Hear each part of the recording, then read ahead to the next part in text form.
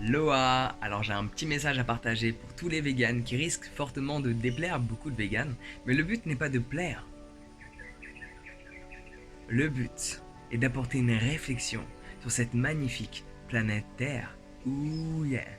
Alors pour simplifier l'explication, je suis vegan, même si j'aime pas dire je suis vegan. J'aime pas les étiquettes, ok?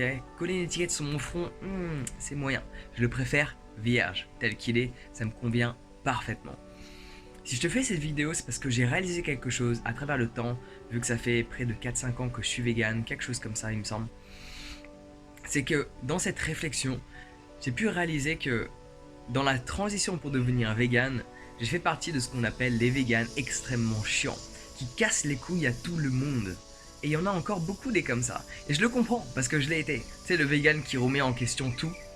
Dès que quelqu'un couvre un paquet, attends, c'est vegan ça? Attends, il y a du lait dedans. Ah, mais tu sais le lait d'ailleurs? Ah, mais attends, le beurre, t'es au courant? Ah, mais attends! En gros, tu fais chier les gens. Et laisse-moi te poser une question. Quand tu étais petit, tu voulais devenir qui? Prends un instant et tu vas comprendre là où je veux en venir. Quand tu étais petit, tu voulais devenir qui? Des gens qui te cassent les couilles comme tes parents, sûrement à l'époque? Ou tu voulais devenir comme cette chanteuse ou ce footballeur que tu admires? Pose-toi un instant et réfléchis à ça. Essaie de mettre en relation le comportement d'un vegan qui casse les couilles à tout le monde. Est-ce que tu crois que les non-véganes ont envie de devenir cette personne-là? Absolument pas. Mais si tu te comportes d'une certaine manière, qui laisse prétendre que, en espérant que cela soit, que tu es quelqu'un d'heureux, que tu es quelqu'un de satisfait de qui tu es, que tu es quelqu'un qui se sent complet, pleinement aimé, en accord avec ses valeurs, quelqu'un qui pète la joie de vivre au quotidien, qui est en bonne santé, qui ne ressent pas un squelette. Parce que oui, je suis désolé, mais il y a beaucoup trop de véganes qui mangent pas assez. Et moi ça me fait rien.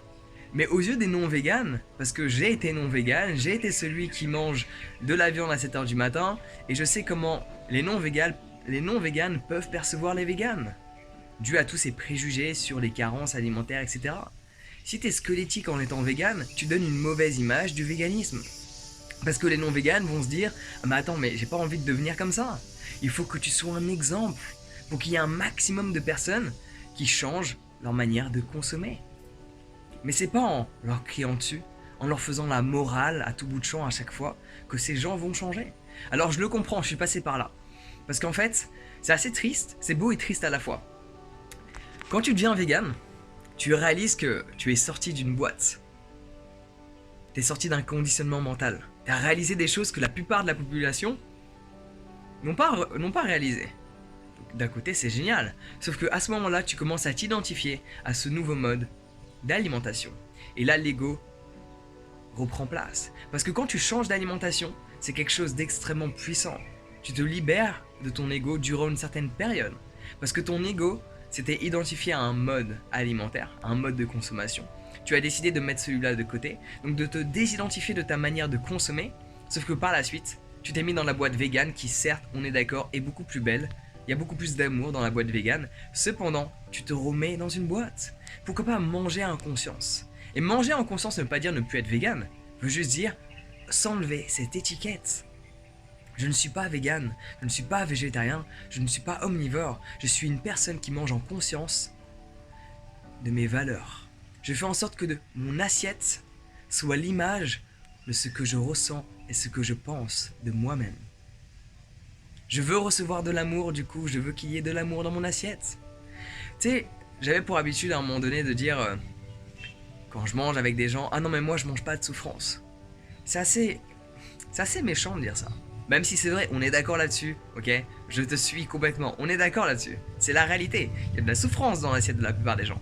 Mais pourquoi pas utiliser des mots différents? Je mange uniquement de l'amour. Je mange uniquement du vivant.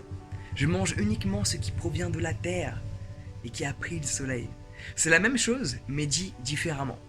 D'un côté, on exprime la négativité et de l'autre, on exprime la positivité pour motiver la personne à consommer de la même manière que nous. Donc juste, le message que je voulais te partager, c'est être le vegan extrêmement chiant, c'est pas ça qui arrange les choses. Tu changeras beaucoup plus de personnes indirectement en n'essayant pas de les changer et en leur disant tout simplement que c'est ta manière de faire et que tu te sens beaucoup mieux depuis que tu as fait ainsi, depuis que tu as changé ta manière de consommer. Mais pas en leur disant tu dois changer, regarde ce que tu fais, c'est pas bien ce que tu fais. Ça fonctionne pas. Ça fonctionne sur certaines personnes, mais juste si tu prends l'exemple de la psychologie de l'enfant, qui un enfant admire?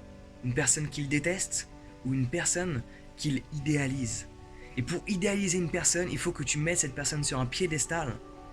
C'est pas une personne qui vient te casser les burnes. Non, c'est une personne que tu admires.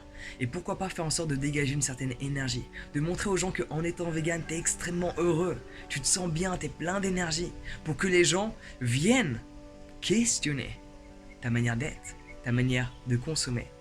Parce que quand les gens s'intéressent à qui tu es, quand les gens s'intéressent à ton mode d'alimentation, là, à ce moment-là, tu peux t'exprimer. Et ils vont t'écouter. Parce que si c'est toi qui leur dis de se comporter de telle et telle manière, les gens vont pas t'écouter parce que tu leur demandes de changer. Mais si le changement vient d'eux-mêmes, l'histoire n'est pas la même. Tel est le message que j'avais besoin d'exprimer à tous les végans de cette planète Terre. Même ceux qui ne parlent pas français, ils peuvent ressentir mon énergie parce que je ne suis pas là à essayer de convertir, mais plus à faire en sorte que les gens se questionnent par rapport à leur mode de vie actuel. Donc sur ce, prends soin de toi, passe une excellente journée et à bientôt.